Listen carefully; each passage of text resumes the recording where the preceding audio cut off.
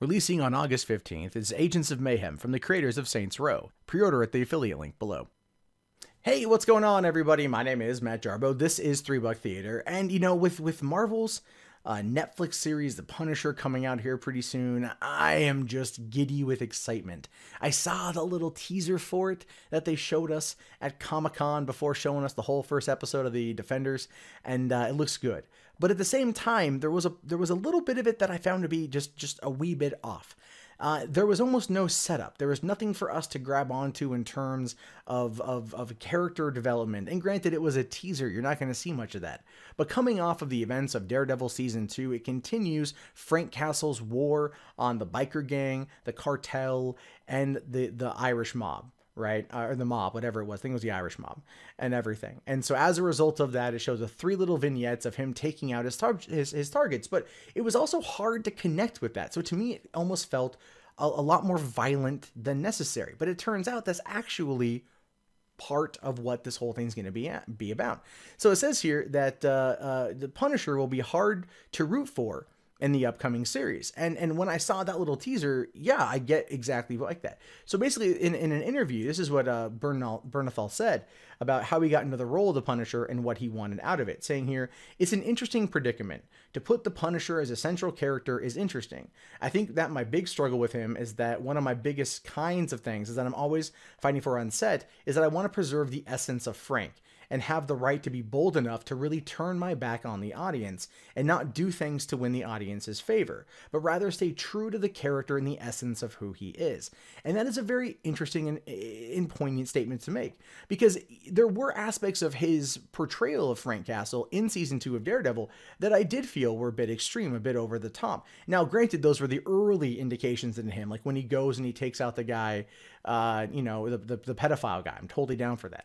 Right. And he takes that guy out and he felt very Travis Bickle. He felt very Taxi Driver. And apparently that was also part of what I think he was going for. But it was a raw performance. It was a raw take on it. And it was a little unsettling. And again, what I saw at Comic-Con was also, I don't want to say unsettling, but just it was different.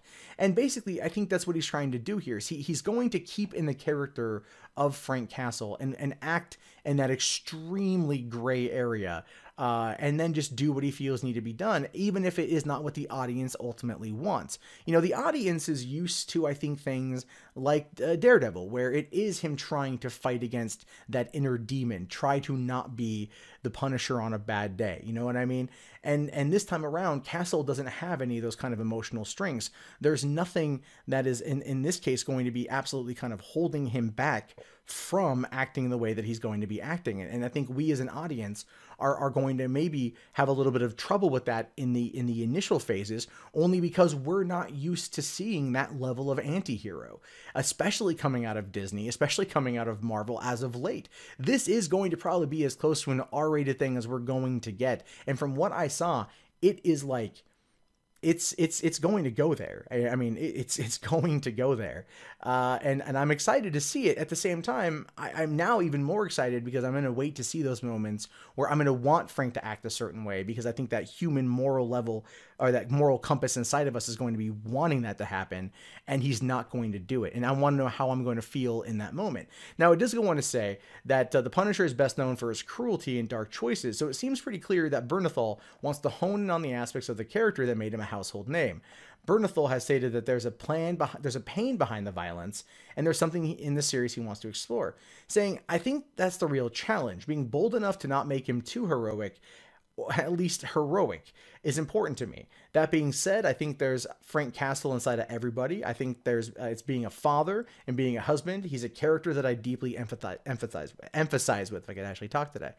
And I get that too. So what he's trying to say is, like, he's not going to try to make him, like, you know, he's not going to do what Daredevil does. Daredevil isn't seeking, you know, fame, but he is trying to do the right thing. He is trying to be that hero, that ground level hero, whereas Frank Castle doesn't have to be that. He's not trying to be that. The only person in the world he would ever absolutely try to be that for would be his daughter, and she's gone. And that little song, poem that he sang in the Daredevil season 2 makes its appearance even in that little trailer, that little teaser that we saw at Comic-Con, showing that he still says it as he's he's still gunning these people down.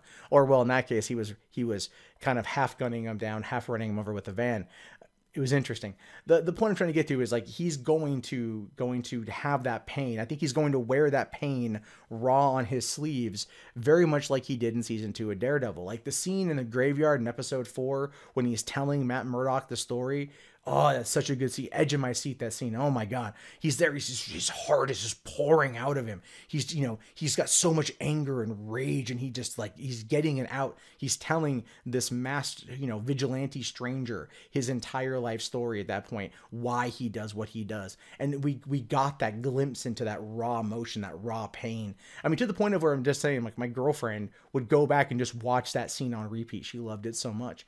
In fact, she would usually restart season 2 of Daredevil at episode 4 and then go to the end just to get more of the Punisher. And for me, the 2 times that they had those conversations about morality and ethics were some of the best writing that I've seen come out of anything in a while. I just really, really loved those moments.